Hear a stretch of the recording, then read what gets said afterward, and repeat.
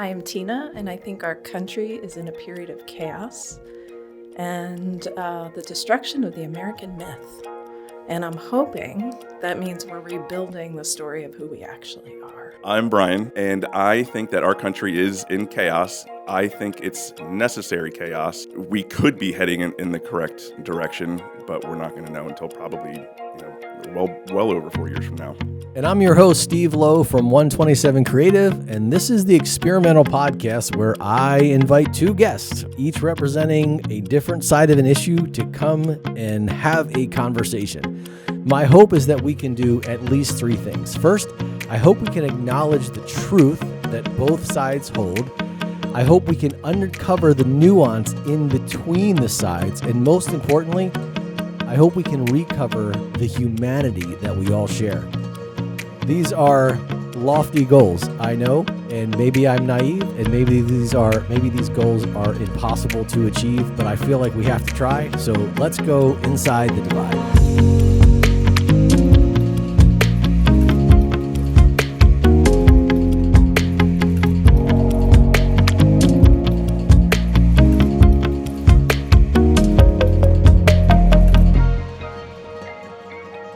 Well, Brian and Tina, I want to thank you for being on the show here, coming inside the divide. This is our second show, as far as I know. It's all an experiment. There are no promises here.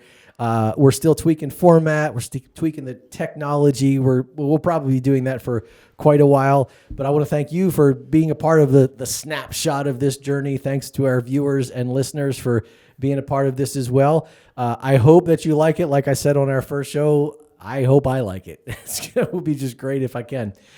So I've known you both for quite a while. I think I've known Brian longer probably than... I moved here in 2014, and I think we met shortly after. Okay. And the word on the street with you and me, it's like you're my doppelganger or I'm yours. I don't know. I can't tell you how many times I've been thanked for doing such a good job at the Carroll Business Challenge, and I gladly accept it. I do not correct anybody. I know. I've heard. I think just for the record, can we both just look at the camera? All right, we're going to go split screen. And we'll let the viewers decide what. Okay, you put your glasses on. Okay, yeah. I don't know. I think one of us is definitely better looking than the other. But of course, I think there's no doubt that Tina is better looking than both of us. Agreed. Even combined. So, give us 60 seconds on who you are, whatever you want to say, however personal you want to go or not. Just give us who is Tina. I'm Tina. I work at Carroll Community College. I lean a little left, yeah, probably. I do IT stuff for my day job, but it's not really who I am. I'm kind of a writer at heart, an artist, whatever you want to call it. Wish that was my day job, but maybe when I retire. Okay. But that's me. Thank you. Brian? Brian Lewis, born in St. Petersburg. Dad left when I was a young age and was basically raised by my mother, moved around a lot on the East Coast. So I want to say being in Westminster is like my sixth stop. Since growing up, and I have worked in health insurance now for about 15 years, and very much a logical. And what you were talking about being an artist kind of goes into one of my theories is, I think people more on the left tend to be more right-brained, and people on the right tend to be more left-brained and more. Wow. Logic. Yeah. Oh wow. Okay. Yeah. So I've thought that for a long time, but yeah. So I've been here Been in health insurance for 15 years, been here for 11 or 12 years now, and love the Westminster community, love how tight-knit it is, and yeah, cool. I'm just glad to be part of this experiment. I'm glad to have you here. Yeah. Just a reminder, we've got 3 rules and only 3 rules for our conversation. Be clear, be calm, and be kind. And my working theory is, I have many working theories, but one of them is, if we're able to do that, then we just might be able to acknowledge the truth on both sides, uncover the nuance in between, and recover our humanity. So let's jump in. Let's go inside the divide. Let me just throw out a thought here, and I'll let you guys decide whether this is true or where you kind of land on this. I have a lot of Trump-loving friends, and they're quite sure that Donald Trump is kind of playing some sort of 4D chess. Like, he's got some ingenious stuff going on with, the tariffs and the immigration and blowing all of this stuff up. But it's all part of this plan to make America great and healthy and wealthy again. Others say it's not really 4D chess at all, considering the fact that he's seems to be manipulating the markets and stuff to make himself and his cronies, all the uber richer. So it's not so much 3D chess. It's like Hungry Hippos. That was I got to credit Josh Rogan from I think the Washington Post on that, who said that. So is it 4D chess or is it Hungry Hippos or is it neither and something else? I'm gonna go neither and something else. Let's go. Okay. First of all, I'm not a Trump supporter. I believe in ideals, not people, and I believe that as long as people carry out those ideals, I will support them. In this case, he has been carrying out, getting rid of the waste and the fraud and, all the stuff that should have been being done by multiple presidents for, however many decades. I don't think Donald Trump is that smart of a man. I think the other politicians are that much dumber. That's what I think. Okay. Oh, I think we agree on quite a bit of that.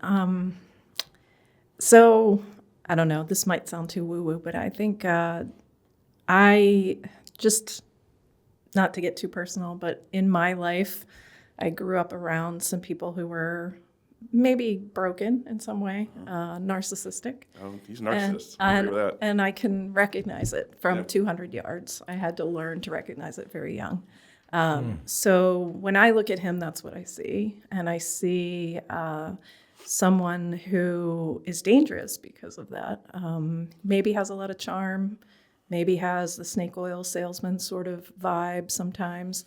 Has maybe accidentally hit on some smart, in quotes, or good ideas, but only because in that moment it served his needs, his personal needs. So would you agree with this statement that I would say all politicians, like especially on the federal level, have to have some sort of sociopathic, narcissistic type of... I'm being serious. I mean, you have to be in that kind of limelight to be able to think that I'm the one that's going to do it. Don't you think all politicians? I think when you get to that top level, probably. I mean, you want that kind of attention in some way. I just do know that there are politicians at other levels, Congress maybe, and especially local levels, who are really the idealistic public servants, right? I think the reason most of them don't make it to the top level, it is because it is very much a game, you know, and very much driven by things that maybe are not idealistic at all, and just geared towards how the game is played and the rules that have been laid out, or whatever you want to call it, and a lot of money there and a lot of those kind of things influencing. So it's just like any celebrity position, right? It's just yes men, a lot of money, and if that person's not very grounded in other things, that's going to take over. So I agree with you that I think Trump is a narcissist. It's so the woman I've been seeing for a while, her mother's a behavioral therapist, and we had the conversation about Trump, and I was like, well, I think he's got narcissistic tendencies, and she's like, no, he's a legit narcissist, and she explained why. And me being open-minded, not completely controlled, I agreed with her. I was like, yeah, I guess you're right when you lay it out like that. But then she's like, there's a lot of narcissistic people, doctors, big-time attorneys. And I'm like, all that makes sense. So it only makes sense also for politicians in those positions to be a narcissist as well. My theory on Donald Trump is that he was part of the club, okay, back in the 90s. There's evidence that he hung out with Epstein, just like everybody else did. That whole thing their relationship fell apart in the early 2000s. I don't know if he was part of all the fun stuff that went on with Epstein. I couldn't find anything anyway. But I think that, he was part of the club. I think he got to a point during Obama's presidency that he was just tired of watching these politicians work hand in glove with all these large corporations to enrich themselves and everybody else. And he says, you know what? This needs to change, and I'm the guy that can do it. I'm the guy that's got the balls enough to stand up to all these corporations and do it. Did he know the monster he was taking on in 2016 when he was running? Nope, no clue. But that's what I see, and I think losing the 2020 election, we can go into all the details on that. But going in for 2024, I think it was a blessing he lost 2020 because now he could actually see all the blind spots that he got hit by back in 2016.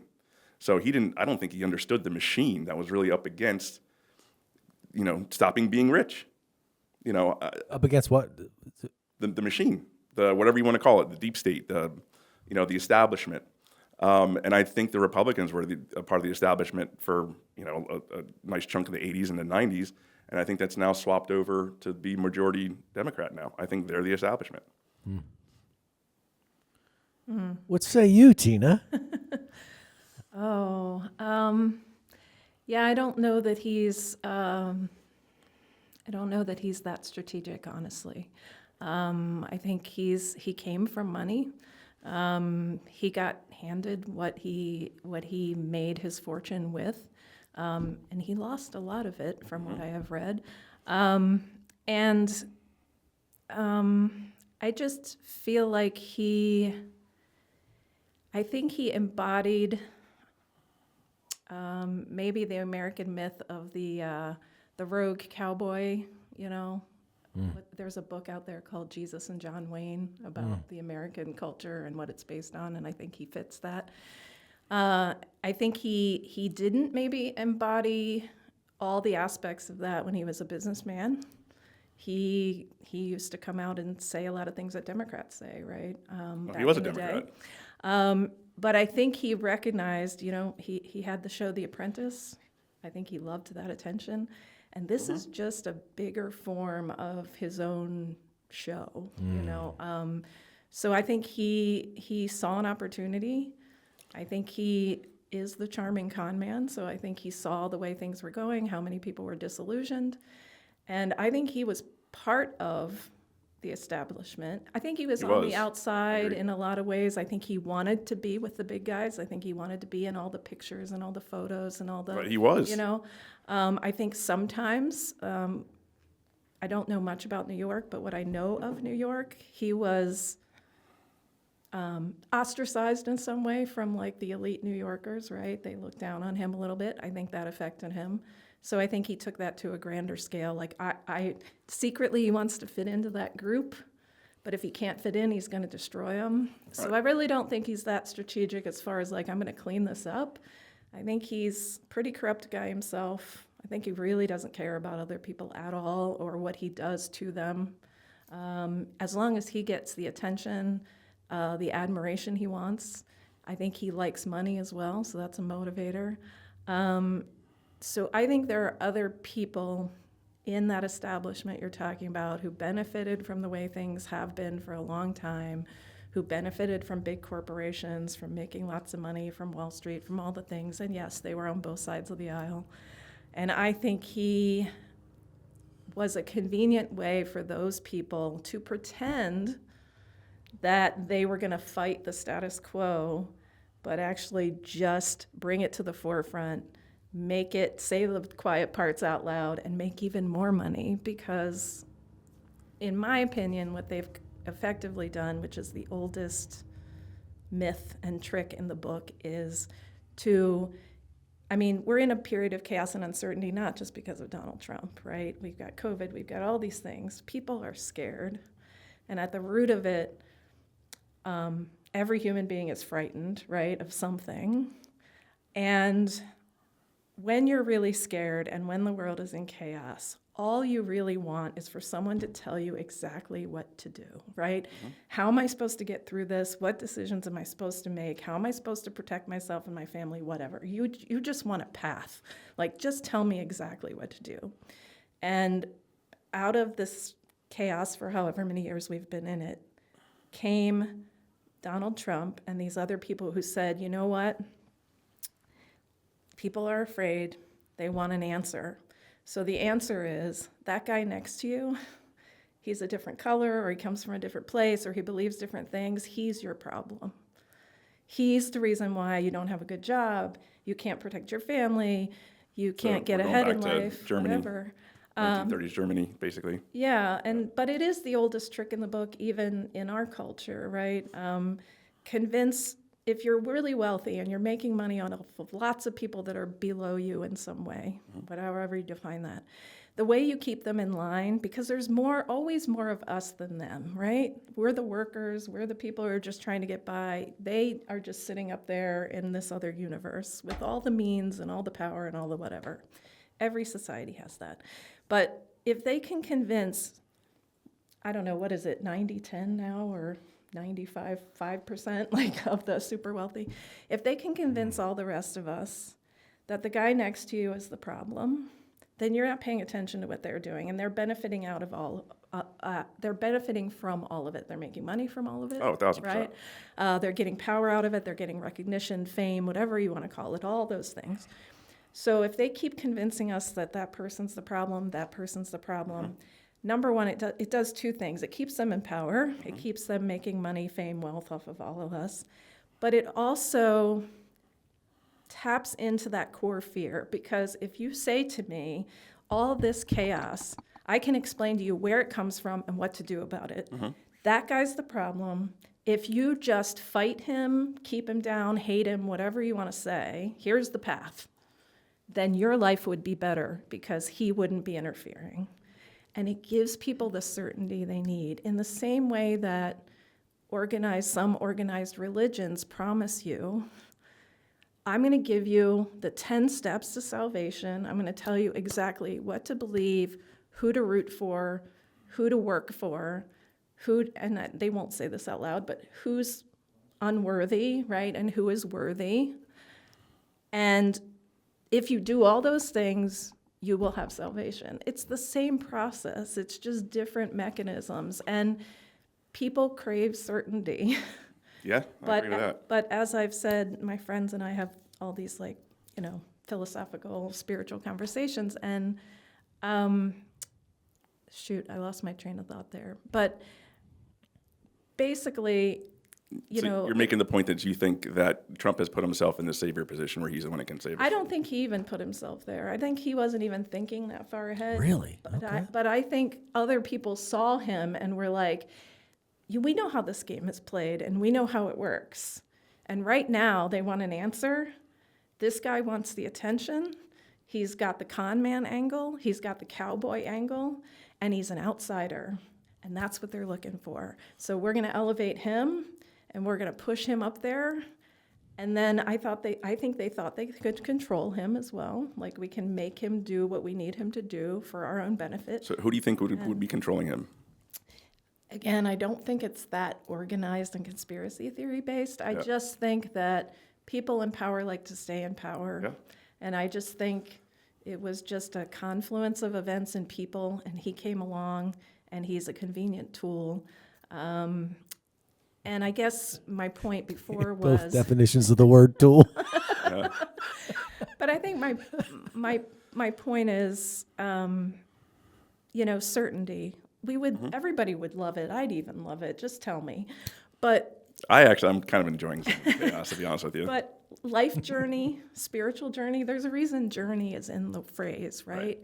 Because the journey is not 10 steps. It's not certainty. It's not the self-help book you read. If self-help books and 10 steps solved everything, then there would be one of them, right? And then there wouldn't be a market for all the rest of them. Oh. But the journey is messy. It's complicated. It's different for everybody. One thing does not solve every problem. And now I think we're just seeing it on a grand scale. And people are so afraid because it is chaotic and it is a very scary time, and they want that certainty so much that they are willing to grab onto that story and that figure and hang on to it no matter what. Because to not hang on to that and to question any of it in the same way that to question your spiritual beliefs, right, is scary. It puts you in free fall. Right. People are so scared right now just about making it through the day, they can't afford to even put a toe into free fall. So that's where I land on that. So you put together a very good argument for about how I'm going to kind of switch up that entire point. Yeah. Number one, we get caught in this trap that things are binary. Okay, there's not many things in this world that are binary. Trump, there's a long period of time. Well, number one, I don't think you have to be smart to be a good businessman. I think you just need to have the guts to do it and do the things. And some luck, probably, right? And some luck. Yeah, you definitely need that too. You need connections. You need, and I think his dad gave him, I think it was like $1 million or something like that, when, which is a lot of money back in the 70s or whatever it was. And I've seen, monetary models where they have said, well, if he just put his money into the S&P 500, he'd have more than how much he has now, whatever. I do give him credit for just being a businessman, entrepreneur, and I agree with you. There's a lot of entrepreneurs that treat people like crap. In fact, a lot of them do. And I know that's who he was for at least a period of time. I don't think it's strategic in that saying like, hey, I can fix this, because it's not. There's no strategy in how he was going to do it. It was, I'm going to do it, whatever that looks like. And I think any entrepreneur, anybody that's have that entrepreneur mindset, is going to look at it the same way. Like when I came and moved to Carroll County, I had no idea what I was going to do. I said, I don't know anybody here. Is it smart for me to open my own business? Nope. Are all the odds against me to open my own business? Yep. But I said, I'm going to do it.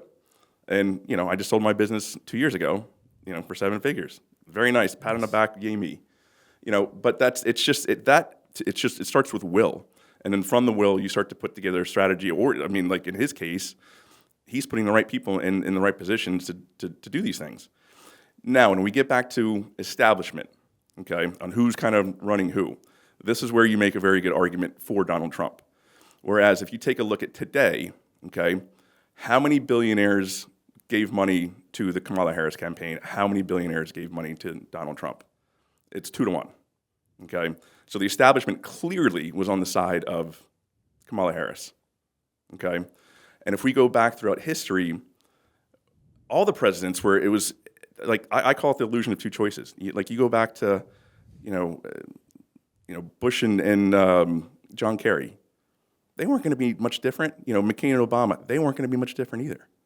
So to me, it's like the illusion of two choices. The establishment already knows that they're going to, who they want to have in place, and one president might be a little different than another. But really, you're talking very similar policies, not a whole lot of shakeup.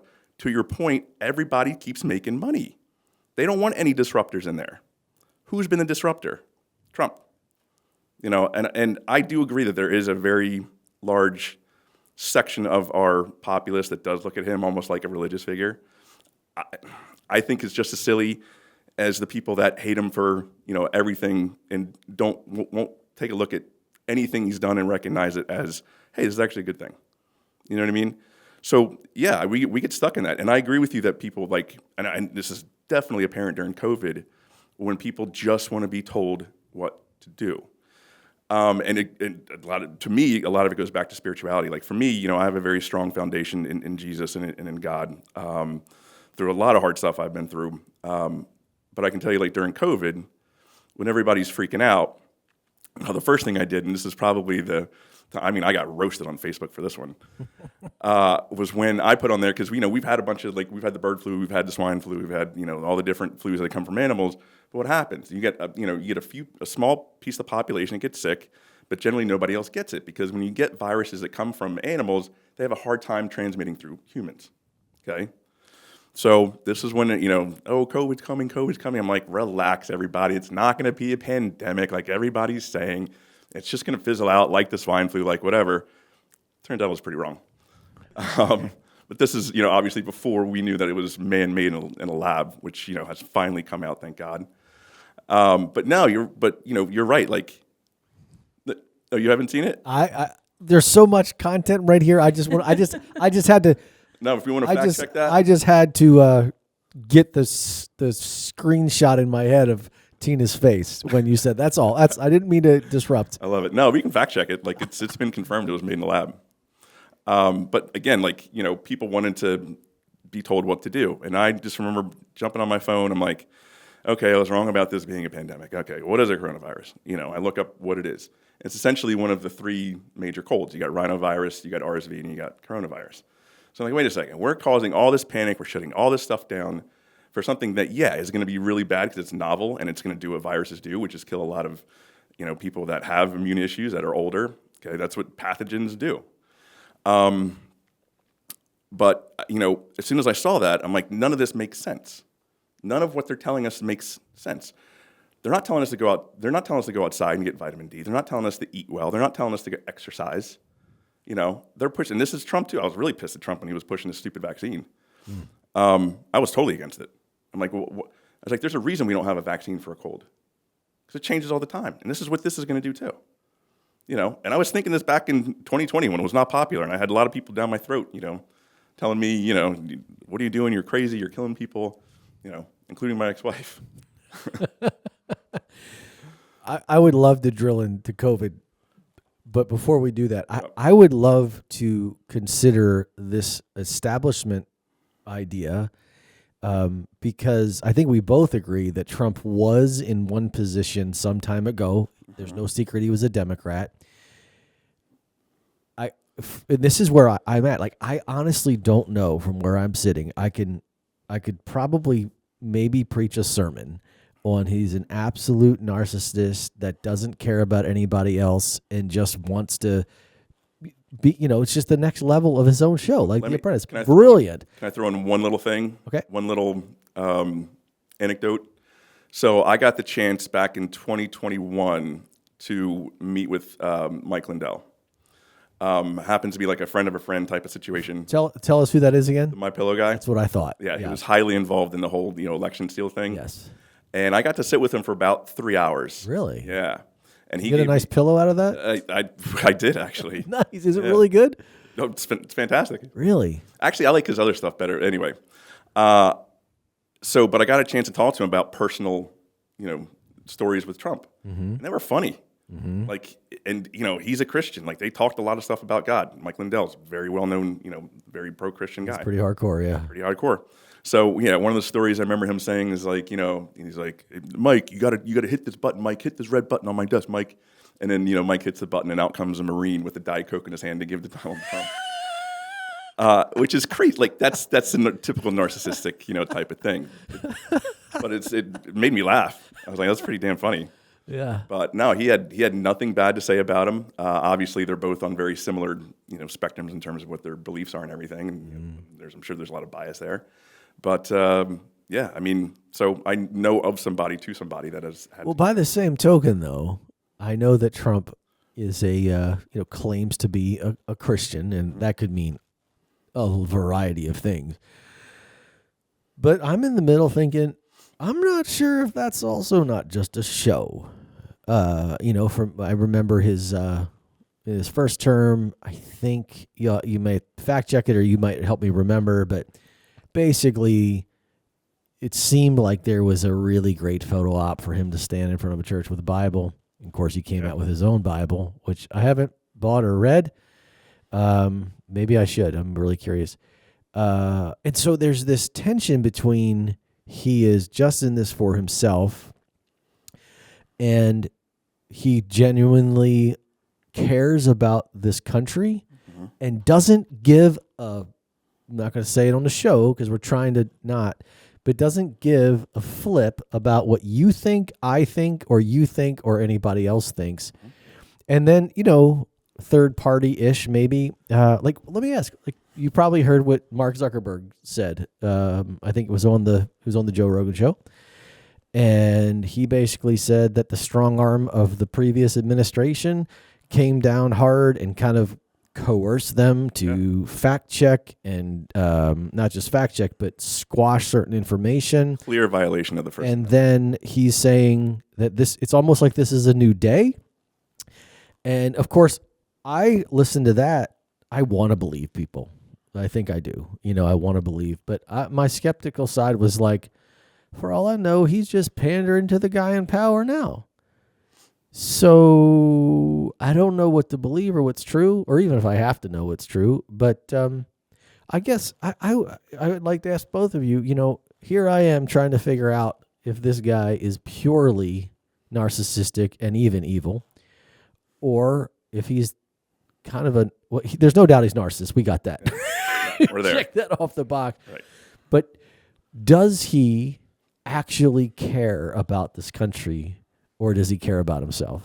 Like, how could you convince me that he doesn't give a flip about the country? And well, I mean, the definition of a narcissist is they only do care about themselves. Mm-hmm. But we also have said that every most high level politicians, doctors, whatever, are narcissistic to some degree.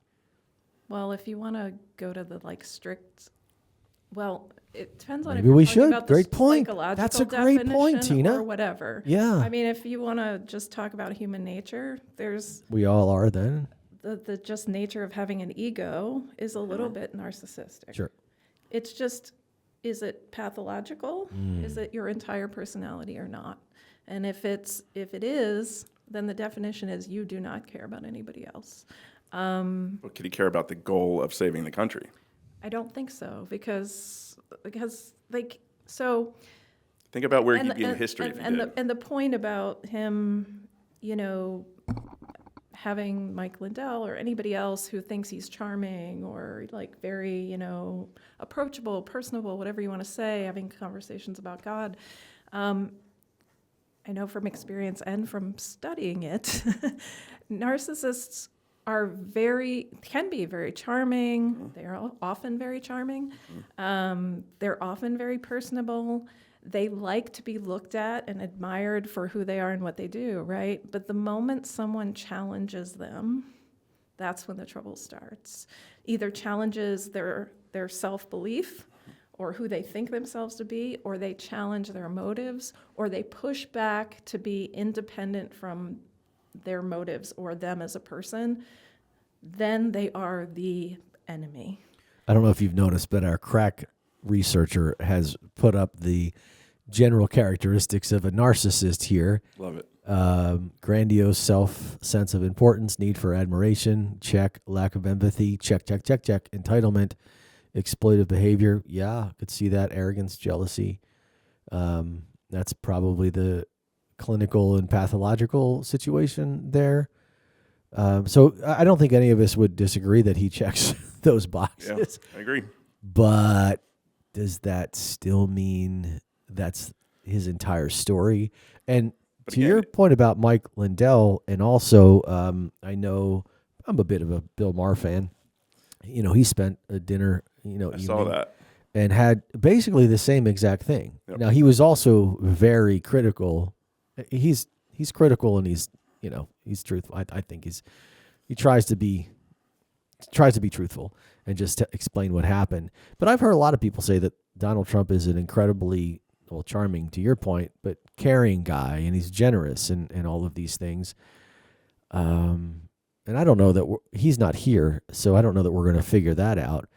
But I'm trying to figure out what he's doing and what he's really all about. And maybe it doesn't matter because in 3.5 years, or even 1.5. Yeah, I was going to say 1.5. Yeah, 'Cause, which is a theory I have, by the way. One of my working theories is that he is doing what he's doing so fast because he's racing the clock. Yeah. This is the generous version.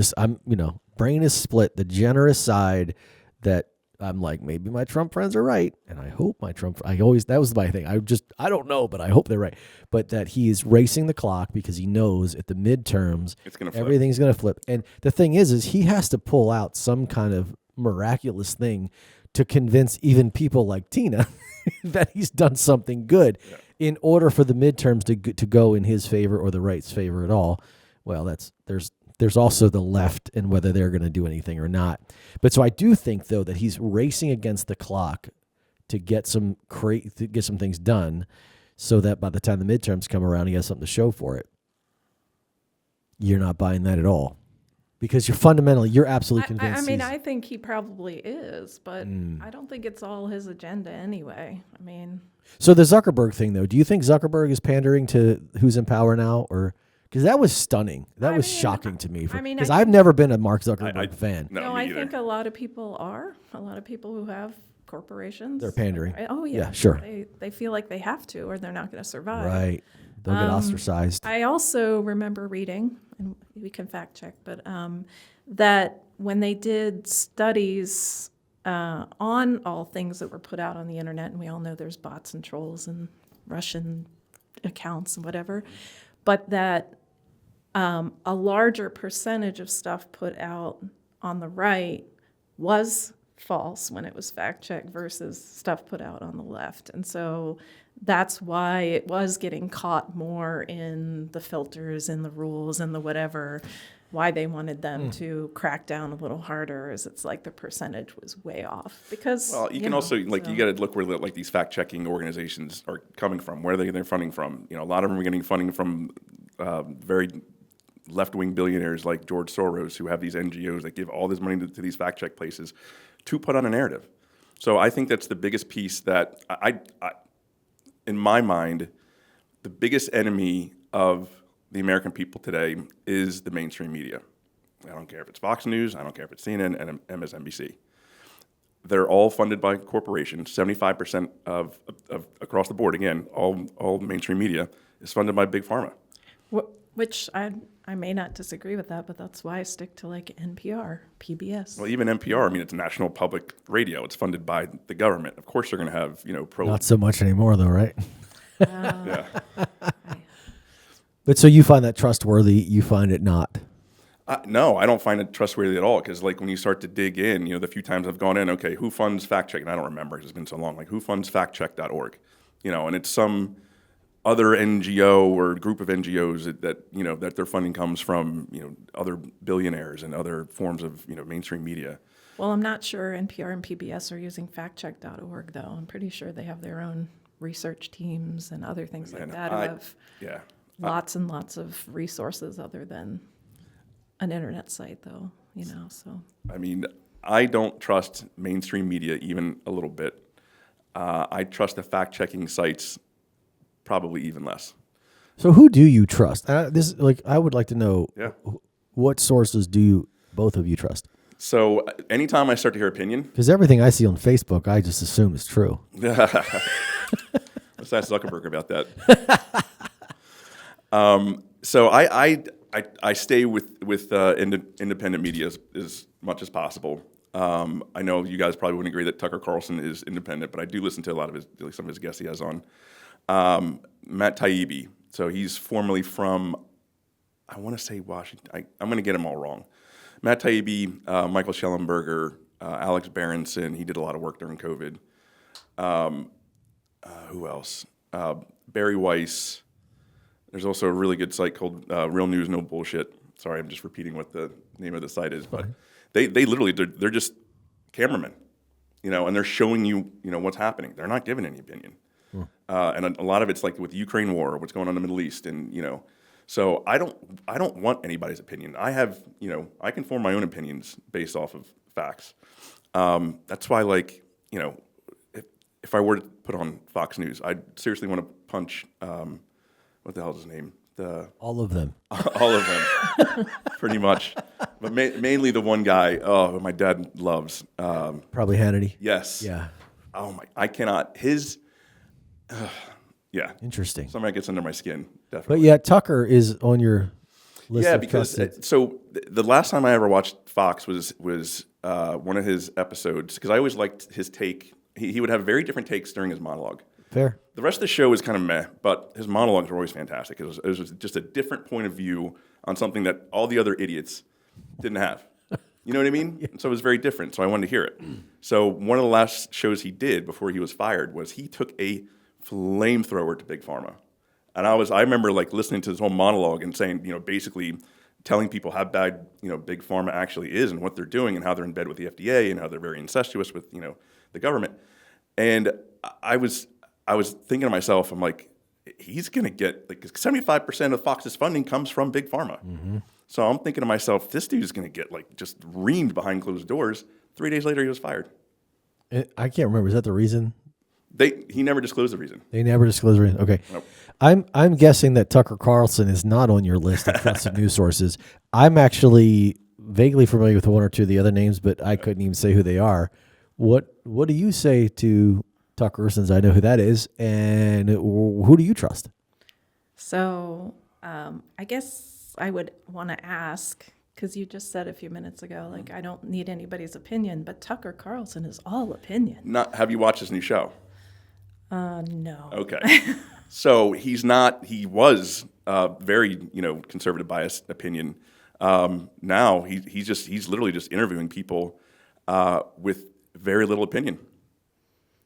I just watched the show he had with Alex Jones. I know another name that might make your head explode. Mm-hmm. It was very interesting, but he rarely butted in on things. So it's really more of he's bringing on interesting guests. He's doing really more of a podcast type scenario. He's not giving his opinion. By the way, I've never watched InfoWars, just so you know. Because again, he's just spouting up, his opinions on stuff, and he's been right about a lot. Crazily, he's been right about a lot of stuff, including 9/11, which he predicted on video, which you can bring up on you can't bring on YouTube.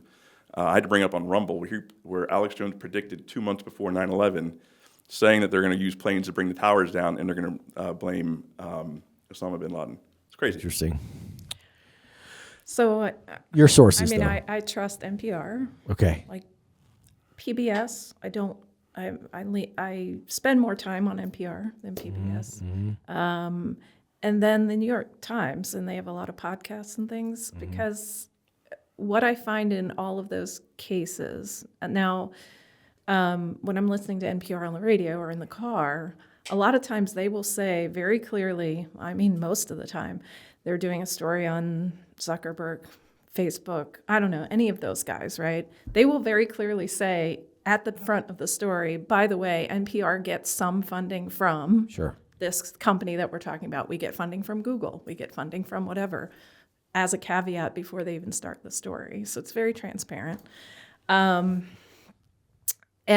what I like about, especially, well, I think BBC does too, but NPR, New York Times, they send people out to talk to regular people. So they're not and yes, do they sometimes interview an influencer or somebody who's very well known? Yes, but they go to places and talk to people in towns, cities, in their communities, going through whatever they're going through and letting them tell their own story.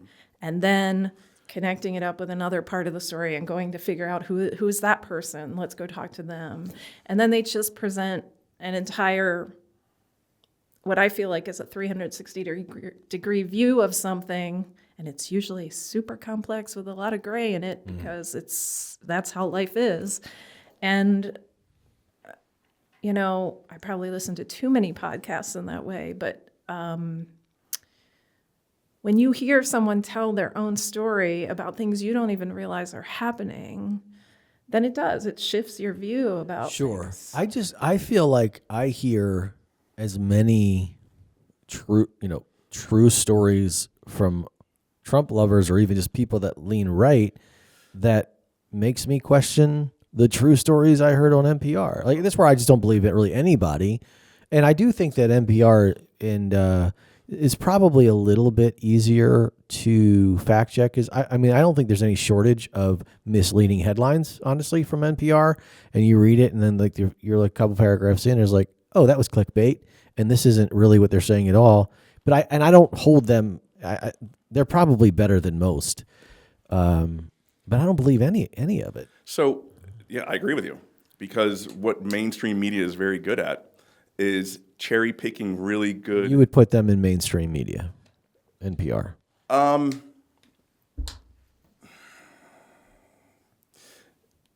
Yes, because they're not completely independent. I guess, well, okay. I will kind of lump them into sources that I wouldn't put a whole lot of trust into. Just because, mainstream media is very good at cherry picking the stories they want, and they're anecdotal.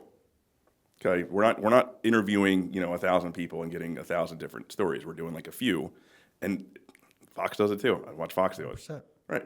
So if I know what's happening on both sides, how can I believe either one? Right.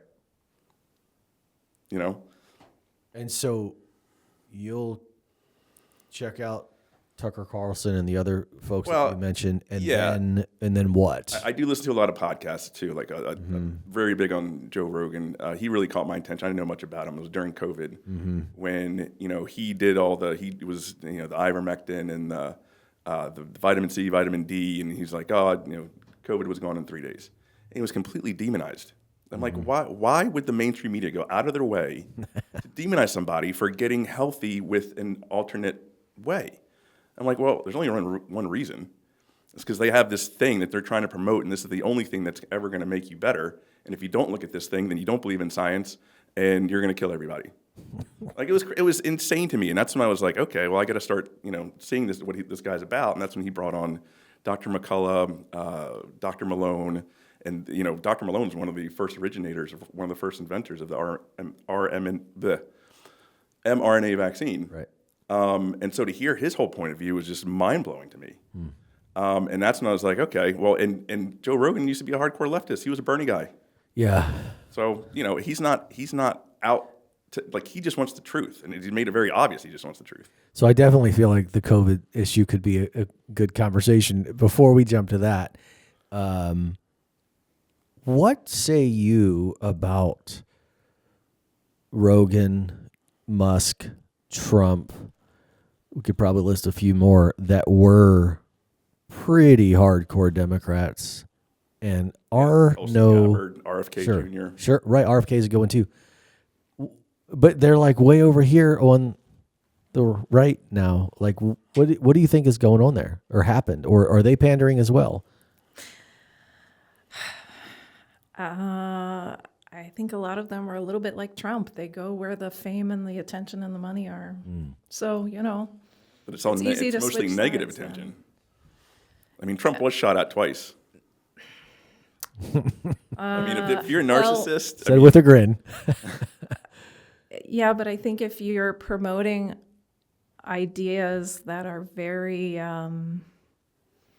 divisive and like Lightning rod. like I said earlier, the narrative is that guy next to you is the problem. Yes. So that's my he's next very thing. much on that line of thinking. so who do you? So And who so are are you a lot saying- of these other people of saying, I can tell you exactly what the problem is or who the problem is, and it's this.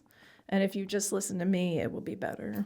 So when you say the person next to you, like, what are you exactly referring to? Like, and I'm assuming you're saying like the Trump administration saying they are the problem. Like, Immigrants. Right. The black guy, the brown guy, Yeah, exactly. Okay. Yeah. the non-white. The leftists, So the here, Democrats. So I the wrote establishment. when you said that, I actually Yeah. made a little note because this episode I'm taking notes, so I remember things. I pretty much, almost, I would say, never feel that way, that somebody over here is the problem.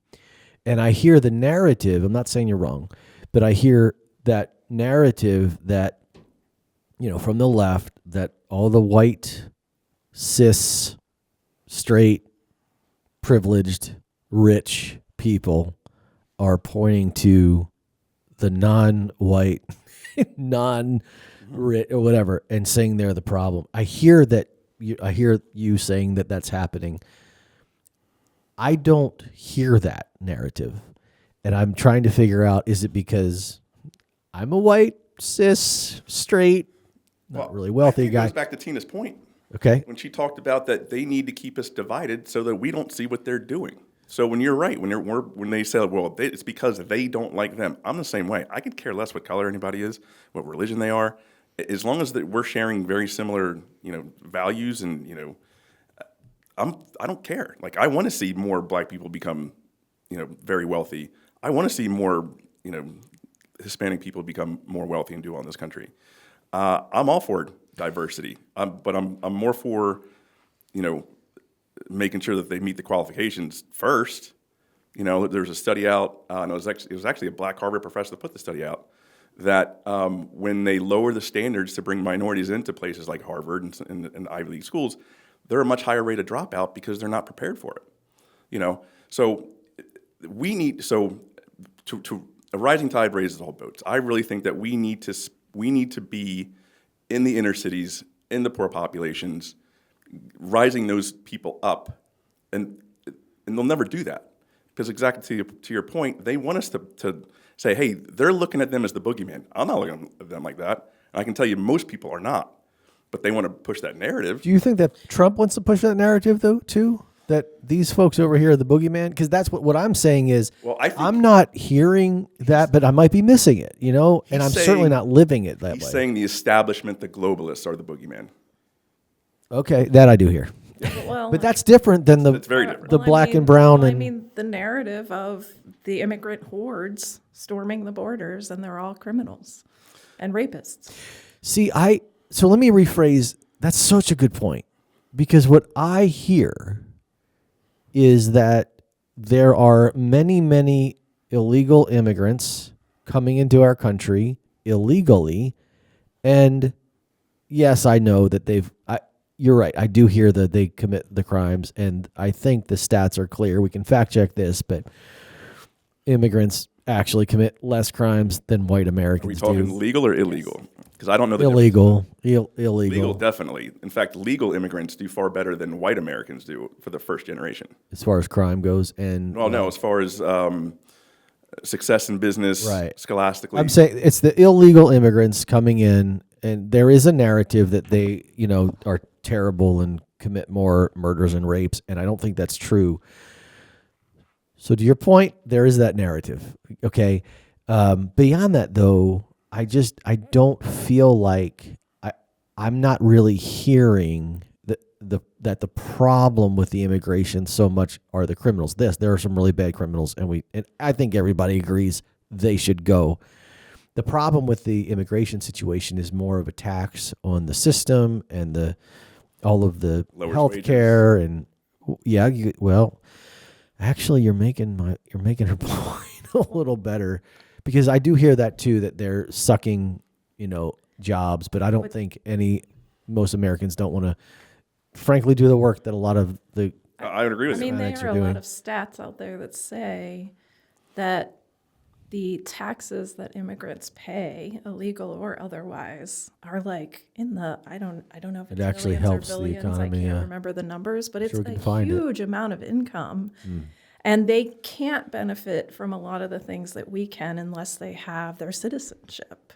So the idea that they're draining the system is also a fallacy for the most part. Now, are there programs that have been established in certain communities to help that group of people because they cannot be supported by food assistance from the government or whatever? Yes, because there's a gap there, right, that needs to be filled. But the idea that everybody coming in, whether they're crossing the border at a crossing or not, is just draining the system, I think is a fallacy as well. And I mean, we had a very close friend of ours, and for years, that we helped, and he was married to an American citizen. Mm-hmm. He was in the process of getting his citizenship, but just to see up close how that whole process works, it's broken. It's such a complex process. To see all the roadblocks in the way, and he made some mistakes along the way, he did, but they were mistakes that any of us could have been caught up in, right? But it just complicated the process for him. And when you're actually living it alongside someone and you see it, all these other narratives come up as BS, basically, because you're like, Yeah. and the idea that someone's illegal or legal frustrates me, I guess, too, because technically he may have been considered illegal because he did not cross at a crossing. But he was in the system, he was paying taxes, he had an immigration attorney. During the time that we knew him, he got an immigration attorney, he was doing the process.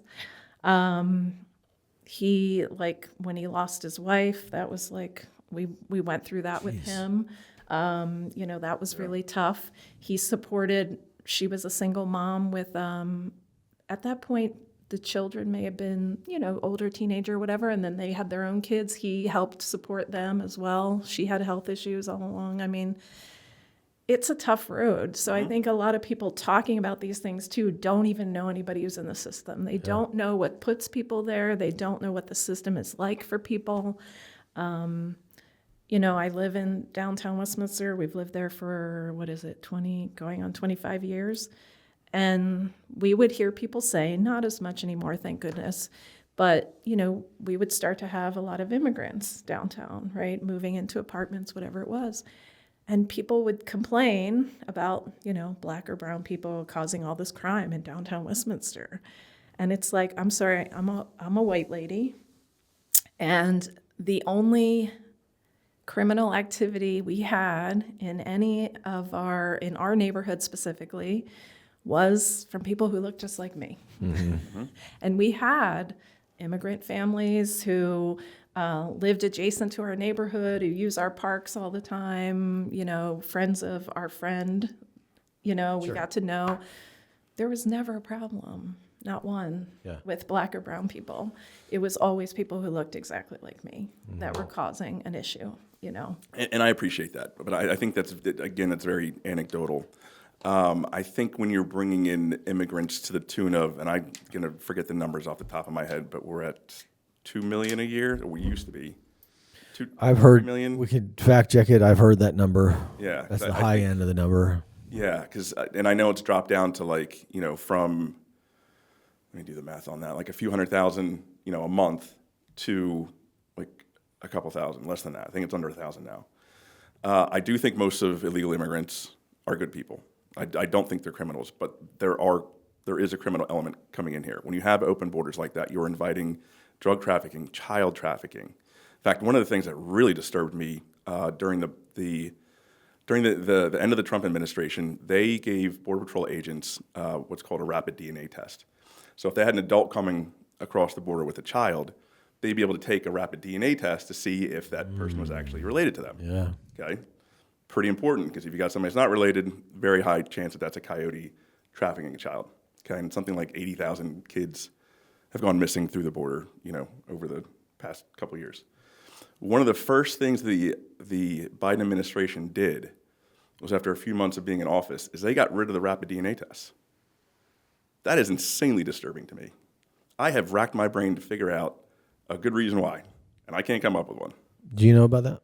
I didn't know about that. Can we fact check? I'm This is wondering, exactly the too. kind of core thing. I'm wondering too, it depends on what country you're coming from and what situation, but if I'm a family and we're not safe where we are, and I want to protect my kids. You're going to do anything you got to do. Exactly. Sure. So they may not be related to that guy, but that guy, and yes, there are people who make money just bringing people back and forth, We right? are the highest consumer of child trafficking. the United States is. But in a lot of cases, what I think that is just getting them here to other relatives, not necessarily child trafficking, Which is right? possible, and I think that needs to be And I go back to, you say these stories are anecdotal, but I think any big decisions we're making on a bigger scale, government or otherwise, has to be based on real people's lives. So you can say it's anecdotal, but if you're listening to we've been talking about that all day, is we're listening to real people's stories. That's what really There's matters, also that and on it's the other complex. side too. Like you have the anecdotal, like lots of people being killed and murdered by an illegal immigrant. They're driving drunk. But how many of Wow. those are there? Because again, I go back to just like my experience in downtown Westminster. If you want to talk about child trafficking, sex offenses and other things. They happen. So, again, because I'm a woman, I have a lot of female friends. The incidences of those happening to women I know, I think when I was in college, the stats they were giving was like 2 in 10. I can tell you I don't know what the stats are now, but I can tell you from experience, it's more like 6 out of 10. Yeah, I And a agree with lot of that is happening right here with Yeah. people who look just like me. That's Again. 100% true. Again. Because I've worked with organizations that work in So I do think that, and I think this again goes back to a broader problem of reacting out of fear.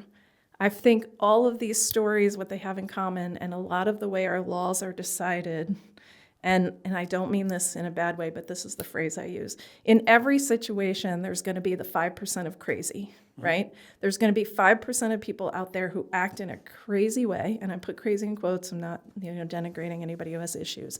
But what I'm saying is there's going to be the manipulators, the users, the thieves, the people who just live their whole lives for whatever broken reason they have, right? To get whatever they can get by exploiting other people in whatever way that is, emotionally, financially, otherwise. That's just a fact of human nature, right? But when we start making every decision and looking at every situation, whether it's the border, whether it's like who's benefiting off the healthcare system or who's getting services and who's not, I feel like when you look at any of those situations, the argument that is always made is the 5% of crazy. So when you say there's child traffickers and there's drug dealers, and Isn't there's that right. why we have a lot of laws, though? Because 5% of us are crazy. well, 5% I of get that, 330 million is a lot of people. I get like the justice system is Right. meant to deal with that, but my point is when you're making policies or you're making decisions for everyone, if you're starting from the premise That's fair. that in order to make this system work, we got to assume that 95% of the people are those manipulative people.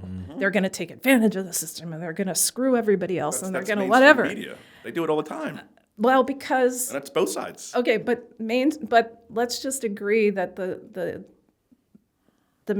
media who is owned by corporations. I don't want to put a tag on that, but they need to make money. Okay, so they are going to put out the headlines, and neurologically, human nature wise, the negative thing gets the most attention, right? Yep. But I guess so. I don't know. I just feel like we go back to that issue of fear, and we go back to that issue of being scared of whether it's the 5% of crazy or the other people you don't understand, and then we make so many decisions based on that. And I don't know how to avoid that. I don't know, but I feel like there's a better way to look at these things somehow. I think there's also like a very nefarious underbelly to the whole illegal immigration thing.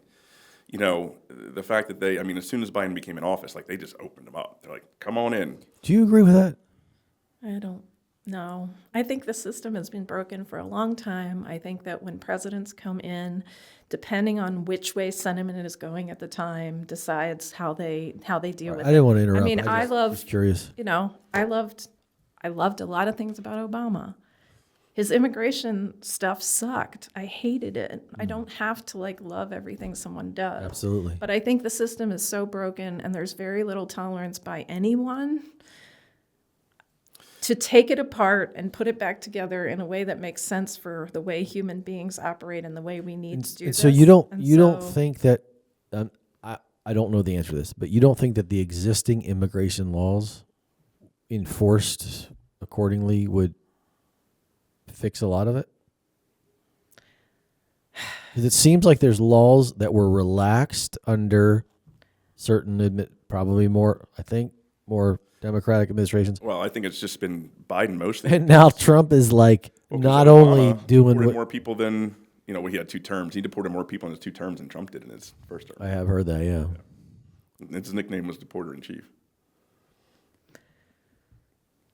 But I just think the laws themselves are kind of broken. And so I just think the way the system works is broken. You do think there should be some, because obviously some people think borders are made up anyway. Well, they are. We made them up. It's a myth. But it's a myth that we agree on. That's how society works, because you and I agree that $1 is worth $1, and so we spend that. So we got to start somewhere. But do you think that would you be pro open border, just like porous, like everybody goes in and out, or do you think there should be some policy there? I mean, I'm sure there should be some policy there to just check the background of somebody if you can. But there are even different policies governing different people depending on where they come from as well. So I'm just like, I don't know. I guess I get why that is in some ways, but the whole process of the whole system is just so broken. And I think we agree on with that. I'm just wondering if if our friend, for an Sure. example, he had been in the system for years, and he would have to go to Philly for his hearings. And Philly is 4 hours away. It's ridiculous. Okay. He didn't have a driver's license for a period of time, right? And he got pulled over multiple times because his wife had MS. So if she was having an episode, she couldn't get out of bed, much less drive him to work. So he was like, I have to go to work. I'm the income. Yeah. So he would drive himself.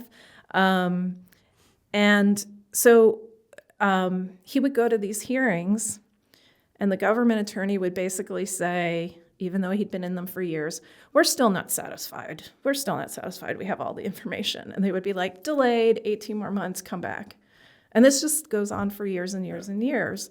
And at one point, we went with him and we wanted to talk to the immigration attorney, so that was the easiest way.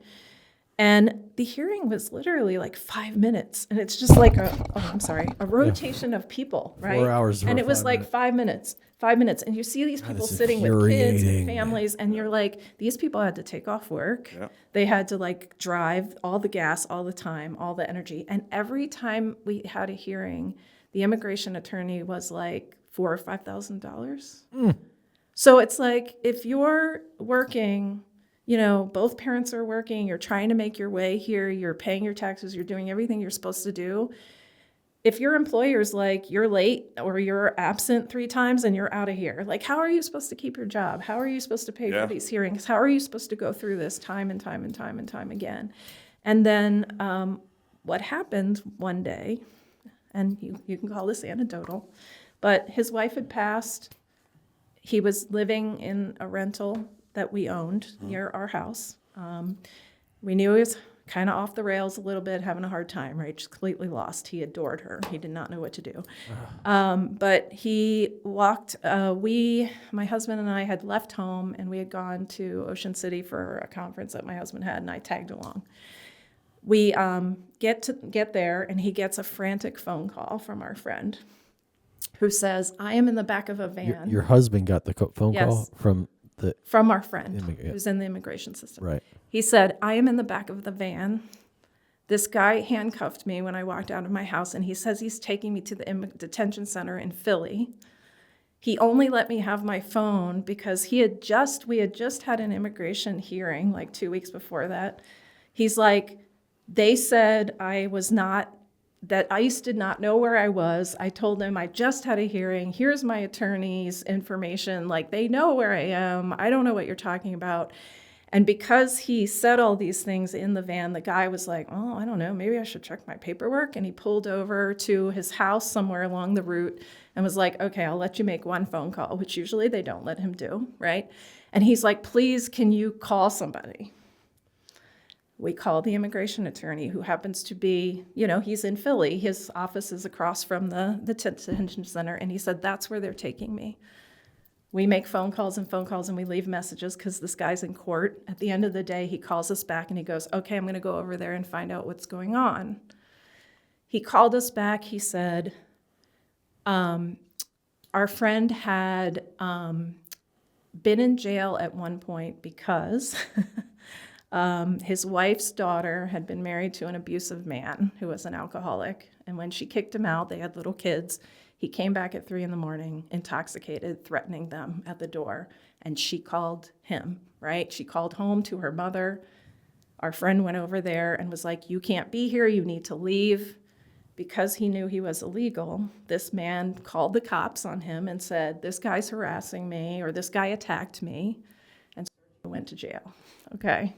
I shouldn't say a name. Sorry. Maybe we can cut that out. But he went to jail, and he went to jail in PA, and he was in there with rapists and murderers because he was in this this penitentiary. And he basically was in there for over a year, you know, and his wife got together some money, and his boss at the time, which is how we met, the company he worked for did some work for us, got him an immigration attorney at that point and helped. And his wife saved up some money and got him bail money. She paid a bail bondsman. So all of that had happened years ago. And the attorney that he had at the time when he went to jail for this told him, you should just plead guilty because you're illegal and whatever. And so he did, and that became a huge factor in his immigration process, right?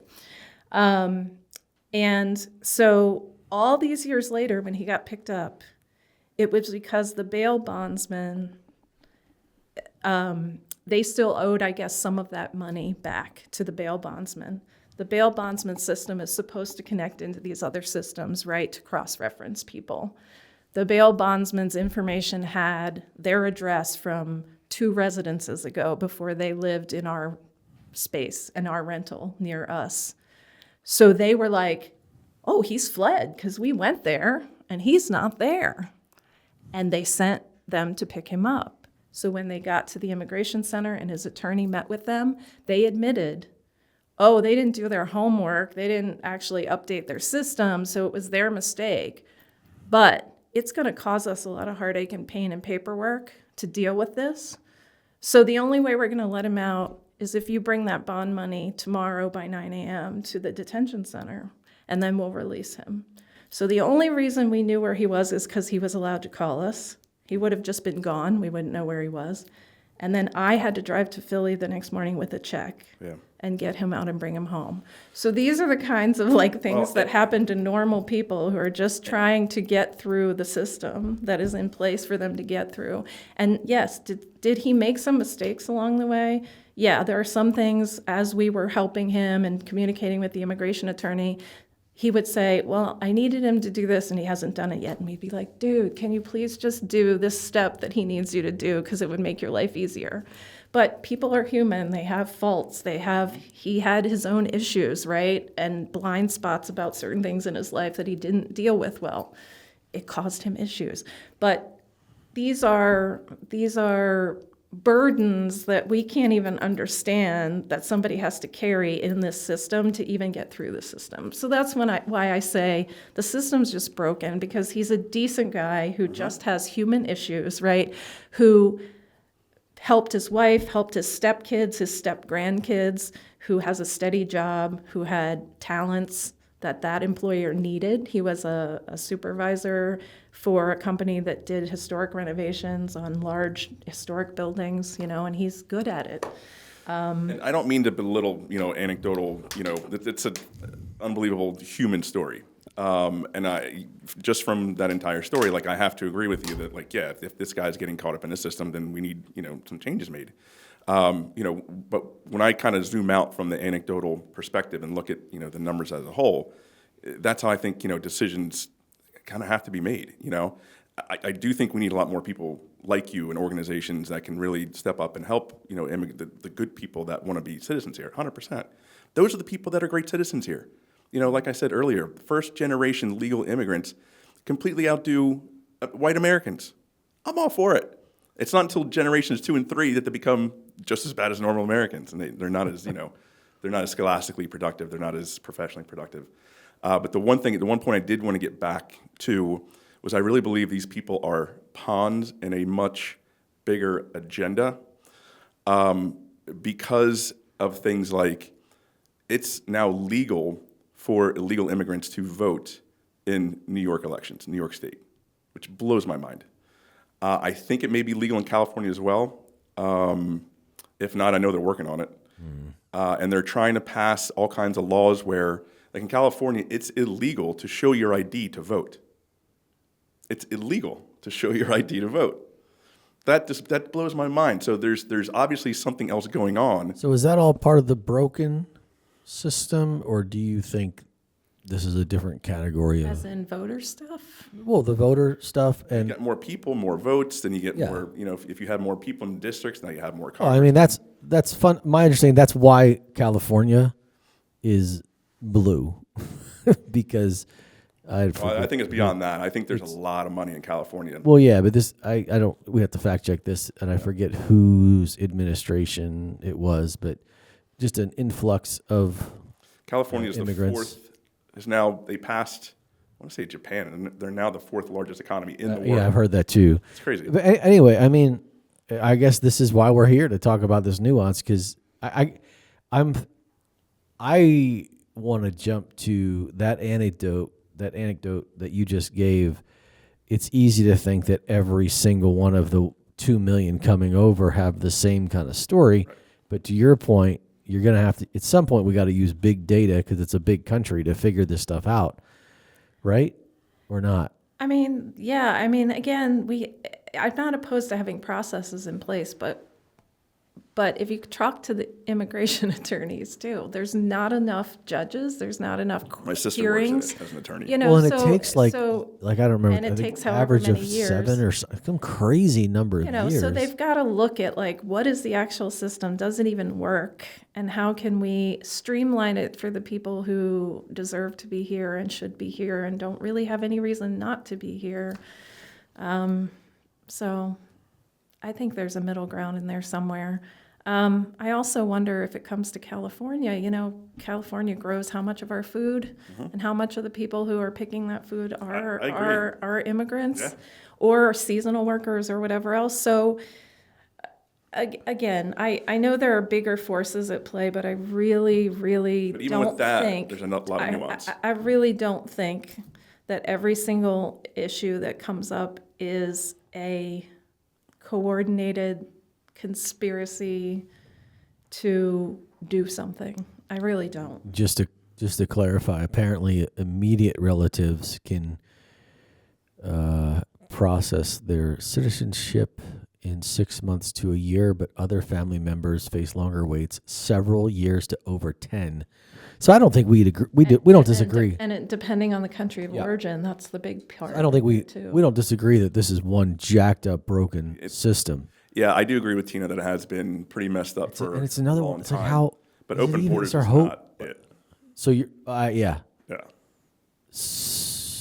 But you wouldn't be opposed to a harder closing of the border just because of the plight of these people trying to get over it. Like, I would do the same. I mean, if I was not here, man, I would swim across the Gulf of whatever it is, or Yeah. you know, Well, so whatever. there's always a big debate on whether we should be taking in immigrants or we should be going to those countries. You know, El Salvador is finally coming back around, or us going to these impoverished nations where there's a lot of the hardship. Shouldn't we be dealing with the problems with them there? I think that's far more efficient than trying to bring in a ton of people into a limited size country. I mean, that makes more sense to me because I'm pretty sure we're doing both. I don't know. Or we were. Successful. Exactly. USAID, isn't that the whole point? I think you should allow people to come who want to come. Then you should have a system that is used to vet them, and also a process to citizenship that works, and leave it at that. I don't think you need to make it like let's padlock the whole thing and only let certain people in. I mean, But I think what would happen if you went to Canada and you said, "No, I just want to live here"? Canada, I guess, would have to decide, how many can we They would boot our asses out of support? there in a hot minute. How many people can we support or No, whatever? 100%. So my cousin married a guy from Canada, and it took her forever to get citizenship. Forever. And then we can get into the whole healthcare thing up in Canada too, but she had to wait. Like he did something to his, shoulder or something, and it was like a 1 and 3 month wait for an MRI. Yeah, I've heard that too. Yeah. So how we doing, Steve? How's the experiment? You tell me, how is it? I like it. It's good. How's the experiment, guys, out in the control room? It's really fun to listen to. It There hasn't been any explosions yet. So. Yeah. I also think that, when we're sitting in this life that we Yeah. have here, and we've never been through anything like that, So it's fair. really hard to make policy decisions based on people who don't even know how that even works. And I often have this fantasy, this could only work, that, before you serve a term in Congress, we put you on a bus, we take your cell phone, we take your wallet, we take your ID, we dump you in the middle of Mexico City somewhere, and we're like, find your way home now. And then when you get back, then maybe you can start making some decisions about these things that you want to talk about, because you have no idea. You have no idea. And you're not talking to the people who have an idea. I have this grand dream that people in Congress can't play with their stocks. I have a grand dream that people in Congress don't get paid until they balance the budget. Ooh, that's a good one. That is, it drives me crazy. Like I was part of what's it called, the Carol, where they go around Carol every single month. You go to different spots. What? I can't think of it. Like is it entertainment related? No. It's put on by the chamber. You go around to different places once a month. Oh, leadership, Carol. Leadership. Yeah. Okay, yeah. That should be telling. I couldn't think of the word leadership. So I did that, and one of the things that blew my mind is like how they put the the budget together. Like, why are states and the federal government allowed to just borrow and print, do whatever they want to? It blows my mind. That and that's what we get back to. Like, there's just so much, just far bigger forces that we have any idea in play when we have a system to where we can print unlimited amounts of money, and everybody thinks it's fine, no big deal. We are paying over $1 trillion just in interest. Oh, I know. Every year. And they say by 2050, 50% of the tax revenue is going to go to paying that interest. And I think don't it's gonna know. be more than that. I mean, by that time, because if you think about it right now, we're paying 1.5% interest. Right. 1.5. Right. If you do the math. Right. Okay, based on 36 trillion, about to be $37 trillion. Okay. Yeah. Yeah. We're at a $2 trillion deficit every year. 1.8. Okay. Yeah. Round up for easy. If we reverse that and go to a $2 trillion surplus every year, we're still going to be 20 years To pay it off. to pay it off. Yeah. And this is, I know we should probably start to wrap up here, but this is a core question that I have is like, yes, it sucks that USAID was cut like it was. And it sucks that all these other things are being cut or chainsawed or hacked or whatever. But Let me interrupt this is one not thing on USAID. sustainable. One thing on USAID, there's a really good podcast, Rogan podcast, with a guy named Mike Benz, Okay. who's an expert on USAID. I urge you to listen to everything. he Fair. says I'll about check it out. USAID. How long ago was that? Because it's always so hard to find. It's like 2 months. If you go to Spotify and search, Mike Benz, it'll come up. But he's been railing against the USAID since the like 2010s. Yeah, I think that if there's any hope of our children not absolutely being enslaved to the debt, then it's all. I mean, in the last show, I mean, just quick math basically says if Trump is actually not going to touch Medicare, Medicaid, and Social Security, that which accounts for 48% of the budget, 48%. More than that. And well, my math says 48, but 2/3. from those Medicaid. That's not how. Anyway, Medicare, Medicaid, Social Security are 2/3 of the budget. That's not how I. But okay, fine. Maybe it is. And if you could go to, I actually have a spreadsheet in numbers. If you wanted to search previous, USDebtClock.org. well, you could do that too. But anyway, basically, let's say it's let's say my math is right. It's probably not. Whatever. But my point is this: if it's 48 or 50% of the budget, and he's not going to touch that, and we got to cut $2 trillion from the other half, that comes out to like 3.6 trillion or so. Basically, what that means is every single, with no exception, every single agency, every single line item of every single budget has to get cut in half, or our children are going to be slaves to the debt of that. And I'm like, I don't like what's happening. I think it would have been really smart to do some kind of audit or whatever. And I have theories why, Doge just went in and is doing what they're doing. And Trump's part of that too. He's part of that debt. Yes. And so is the military. Yeah. And I am pretty livid. I haven't heard the latest on the budget proposal, but that's going up and not, we do not need billion and change. We don't need to have a military that's however many hundreds bigger than anybody else in the world, in my opinion.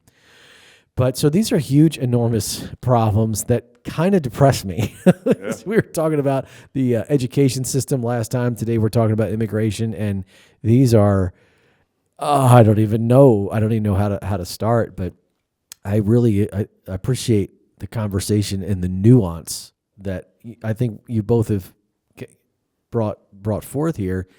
I'm curious: did either of you hear something from the other that was like, I might rethink my stance on that? You have one of those? Yeah, the immigration. The immigration. Because of the story? Yep. Yeah, you humanize this stuff. Yeah, 1,000%. Nobody wants to hear that kind of story for somebody that is a good person. Right. Should be here. 1,000%. I agree with that. Yeah. I'm still like processing that was and very well spoken to. How about, is there anything you're just like, nope, I came in here knowing what I think, and I'm leaving here knowing what I think, which is fine. It's totally fine. I think maybe more based on our conversations before we started, just Oh. as people. Okay. Oh, okay. Yeah, we did have a little bit of Yeah. warm up, just because you've never met, and so I thought it might be good. Yeah. Okay, let's wrap it up. But final words from Brian here. How'd you like to close this out, and then I'll give you the same. No, I think this is really good. I think we need to have more face-to-face conversations with people. I really my goal whenever I talk to people is really to get their heads out of the mainstream media. Get them to think for themselves. Get them to critically think. Ask questions constantly. I graduated with a biology degree, and doesn't make me an expert in anything other than just asking questions. And that's the one thing my science degree gave me. the science is settled. No, it's not. You're supposed to be asking questions. That's what science is asking questions. Science is never settled, you know. So I think getting people to think more critically has always been my goal in any of these conversations. Fair. Tina?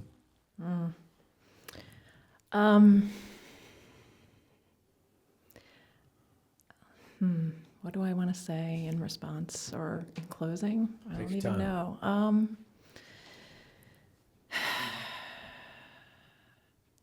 I guess my hope is that when we come out on the other side of this, whatever that looks like, that what I said about breaking down the American myth and becoming what we truly are, that we get rid of all this us, them, we get rid of all the top, bottom, we get rid of all the policies made by assuming the worst and just look at, okay, who do we really want to be?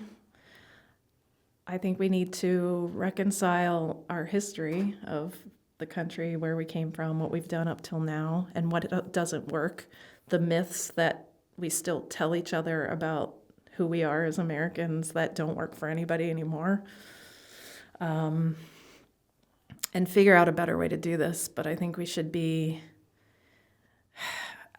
I guess over the past year or two, I've tried to stay a little bit more off social media, a little bit more out of the fray of everything of every day, and just concentrate on those personal stories, whether that's listening to an in-depth podcast, and you might call it mainstream media, but a New York Times in-depth dive on a certain issue where they talk to like 14 different people that are caught up in that issue, whether it's like talking to you or somebody else about a specific thing that's going on here, or to something's happening with our neighbors, like I talked about our friend, and trying to truly understand, well, what does that mean? Because the internet, the social media, the taglines we put on everything, even some of the podcasts you mentioned that are influencer people, just talking to other influencer people, I don't think we need any more people to tell us how to think or how to look at something or what to do about it. I want the But I really just, information. yeah, but I really just want the people in charge to be like, before you make a decision, can you at least go talk to the people who actually live this stuff? Bring them on and say, what would you do about this? You're on the front line. You're doing this every day. What do we need to do? And then try to do that. And don't assume you know better than they do. Yeah, but I don't know. Maybe it's too complex. Maybe it's too many layers to do it that way, but I think we need to do it that way. And I don't know that the chaos we're in right now is going to get us there. But maybe we have to destroy everything to rebuild. Who knows? I just don't like how the destruction is happening. My biggest fear is too many people are going to get hurt and die in the process. Fair. Yeah. Well, I really appreciate both of you coming inside the divide here and taking some risks. You know, I will not put you on the spot right now, but I will just say I would love to do this again and drill down a little bit. I know climate change is something that you guys both have some pretty good thoughts about. And I'd love to talk more about the myths that you speak of that we believe or don't believe anymore. And but we'll save that for another show. So for now, I want to thank you guys both for coming. Thanks to our crew, and we'll see you guys next time. Well, thanks for joining Inside the Divide today. It was produced and presented by 127 Creative. I was your host, Steve Lowe. This is the behind the scenes guys. We've got Director Travis. And fact checker Julius. These guys were great. Just amazing behind the scenes crew. If you like what you saw today, please like and subscribe. Follow us on social media, Inside the Divide podcast. Add a .com to that, you'll find our website. If you have any thoughts about future shows or you'd like to be on the show, drop us a line and we'll be in touch. Thanks so much for joining. Have a great day.